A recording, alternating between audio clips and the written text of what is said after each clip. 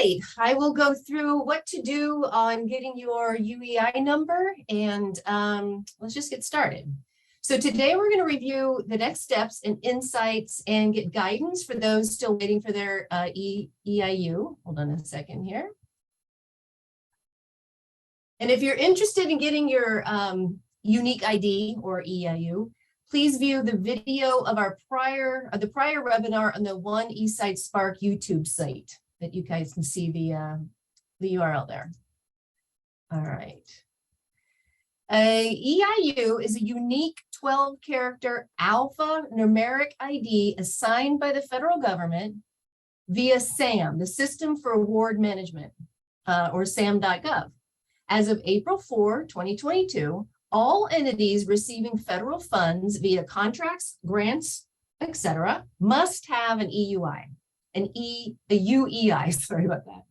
Working Washington 5 is a state grant program. However, the funding for WW5 comes from the federal government, hence the requirement. A UEI is assigned, managed, and owned by the federal government. Historically, a DUNS number was used in place of what is now known as a UEI. The Get a Unique Entity ID Only process is free, so make sure you're using .gov sites. You do not have to pay for anything when it comes to SAM or government contracting from beginning to end, so always keep that in mind. This process that you're going through validates your entity name and address. If SAM.gov is unable to locate your entity, a new record will be created in their database. If you're waiting now to receive your unique entity ID, you may sign into SAM.gov at any time to review the status of your request. And here's a screenshot of SAM.gov. You'll sign into login.gov, your SAM.gov user account database. You'll be asked to validate your login with a text code or call. You'll click on the workspace at the top right hand of the screen, and then you'll click on Pending ID Assignment.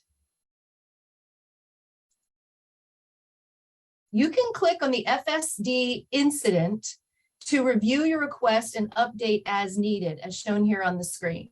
You'll need to click on the circle near the incident number, then click on the View button to actually view the incident form, and it'll also tell you what actions you have already taken. When viewing your incident, confirm that you've uploaded the correct documentation and provided enough information in Provide Detail box so the reviewer can easily see what's needed. It's very important to be very specific on what you're uploading. Title the file, title it appropriately so it reflects what the file is, and be real clear in the box of what it is that you're doing, what you're trying to correct. So just to give you a quick update, incident resolutions are currently taking 3 to 20 days, although if they are taking more than 10 days, what you're going to want to do, actually there's two things. If you're currently past 10 days, or you have submitted a ticket and you did not get an auto email reply, you'll want to go into FSD.gov and check the status of your tickets. In order to do that, go into the site, FSD.gov. You'll log into FSD just like you did on your SAM.gov account. You use the same username information, and you'll see a screen just like this. On the top there, you'll see where it says My Incidents. There's a little blue dot next to My Incidents. You'll press that and you'll have the opportunity to view your incidents. And in there, it's going to give you the status of your tickets.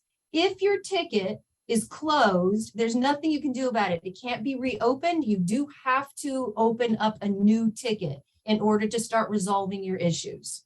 So this is a great step. If you have been sitting and waiting for a long time and nothing's been happening, go into FSD.gov and check the status of your tickets to see if they were closed.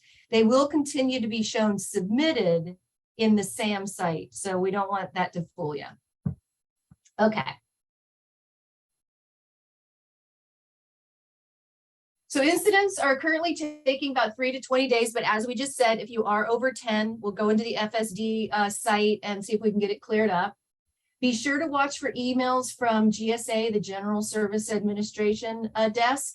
These are very important. You will automatically, as soon as you submit a ticket, you should automatically get a reply from GSA. If you didn't, you'll go into FSD and check the status of your ticket. And keep an eye out for those. They might be going into junk mail. They might be going to an email account you're not checking. Just look for those. Those have your incident information on it and how to correct what's going on. Each incident is being reviewed by an individual. So it's very important that you're clear with what you represent or what you're requesting, and you're uploading the appropriate documents.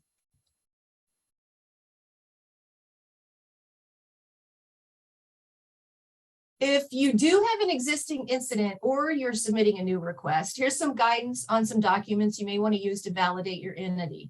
If you're a corporation or LLC, this should be fairly simple. The best resource is the Washington State Secretary of State's website. Just go there, do a business search under the corporations block. This will open a window that gives you a search for corporations midway down the screen. You do not need to log in or anything like that when you're on this page. Just go right down to the corporation search and search for your name. And then the next screen will come up, will list your business, hopefully. The test account there that's circled is a link. You will go there for the next screen. And then here you'll find your filing history. Your business information page will be here. This should have your correct name, your correct address. All this information here should be correct. This is a document that you can use to upload to SAM.gov to validate you are who you're saying you are. If you scroll down to the bottom of the page, you can select the filing history button. And then you'll see a list, then you'll see a list of all the documents that are related to you and your company. One of the documents that SAM accepts to show who you are is your certificate of formation. It also might be your articles of organization. Those are other documents that you might see on this list. You'll just select that document and then it'll come to a PDF, something that you can download. So here you'll see an example of a certificate of formation along with documents that provide your business name, your mailing address. There should be a physical address on here somewhere, which is actually what you're validating is your physical address. And a starting date of when you were incorporated. Those are the three pieces of information that SAM is validating. So you'll save this to a PDF, and then you'll be able to upload it to that incident ticket when you're on SAM.gov. So note, you'll want to include copies of the documents that have the stamp that's been received by the Secretary of State. So they are official. These look like official documents.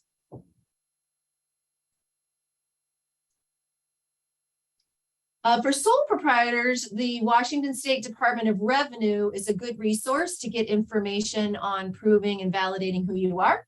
You can select the look up a business from the main page. And then this will bring you similarly to the Secretary of State. It will bring you to a business lookup form where you can enter your business name or your UBI number and hit search. And then a listing of your business will come up and you can click on the business name and see your profile here. Now, again, the information that's listed here on the DOR website should be up to date, the current physical address. It should have your correct business name or entity name. And note that when you're going this route, you will use the issuance date as your start date. So when you're a corporation, you have an incorporated date, start date. In this case, you're going to use this issuance date as your start date. You can take a screenshot of this profile and use it as evidence. Just make sure you do include the URL at the top of the page. So again, you'll save this as a PDF if you can, and then you'll upload that into SAM.gov. So quickly, we'll go over 4 common reasons that your entity validation may be delayed or your documents might be rejected. So one reason might be that you didn't include the specific request that you're making in the box of your ticket. You do want to be very clear, as it's been mentioned, an individual is reviewing this information. So and they have many different reasons and clients that they're trying to get through this process. So do your best to document in the provide details box what it is that you're requesting. Are you requesting an address change? Are you trying to correct your entity name? What exactly is it that you're doing? On the attachments, do make sure that they are labeled correctly. If it is certificate of formation, put that right in the file name so it's clear of what you're uploading. And we recommend that you type out your company name and address and what you need in addition to the documents uploaded. Just type it out right there in the box so it's very clear what you're doing.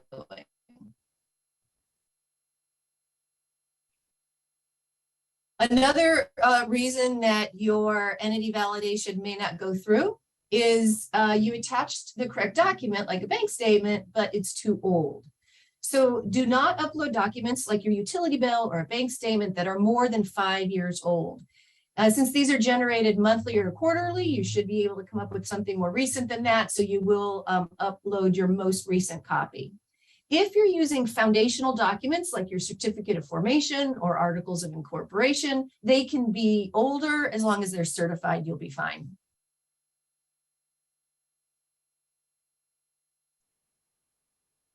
So reason number 3, you've attached one or more documents with incorrect information. It's best to attach as few documents as possible. So if one document helps you checkbox everything, then that's great. One document will do it. The fewer, the better. Many times, multiple documents will have conflicting information on it, and that will hold you up. So don't enter in the text box that you want your entity name updated to just test company, but provide a business license that shows exactly what you're updating your company name to. Confirm that the document you've uploaded is accurate. If you're using it to validate your name, don't upload a document that lists you with the wrong name. If you're requesting that your entity be updated to be listed as the appropriate name. So just make sure that your address is correct and your entity name is correct on the documents that you do upload. Make sense? And reason number 4, you attach documents demonstrating your physical address using a PO box.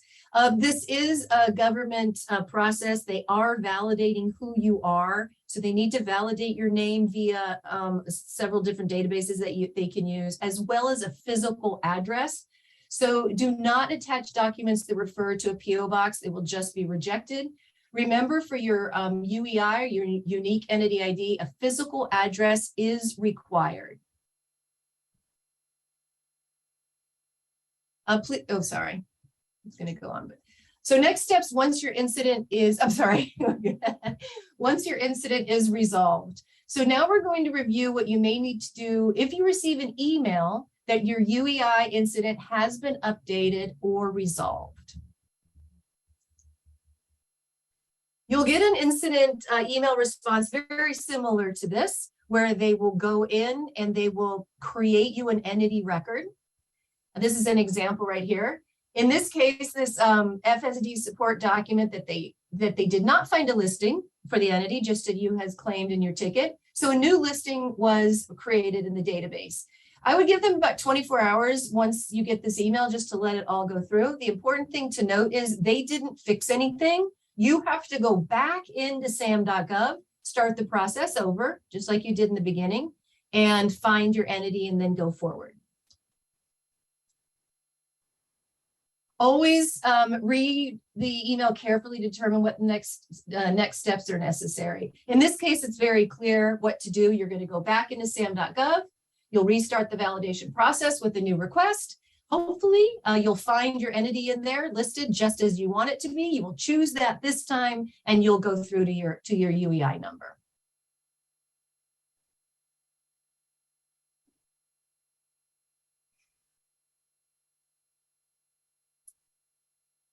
So if you want to restart your validation, you've started it already, and now you want to get back to it.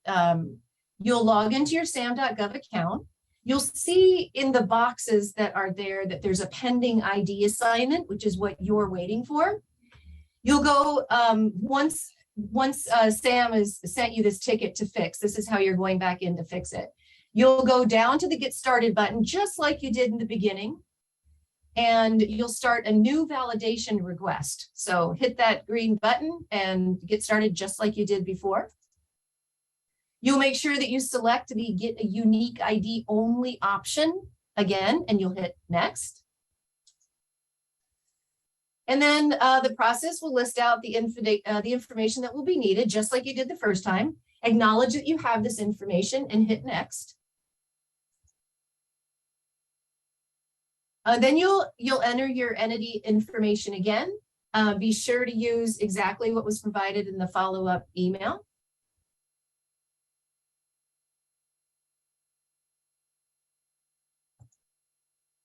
And then the system will search the database again, and it should bring up your listing since the email stated that it was added. For some reason, if it doesn't come up, cancel your request and come back at a later date to try again. It may not have refreshed, so give it another day or two to let it refresh. If everything looks good, acknowledge the match, select Next. And then you'll need to decide at this point if you want your information searchable or not. You can also decide that you're authorized to conduct the transaction. And then you'll hit to receive your unique entity ID button. And then you'll receive your unique entity ID. This is when you get to do the happy dance, which you will totally want to do the happy dance at this point. Now your journey is over. You have your unique entity ID number, and this is what you will be able to use to go further with the grant process.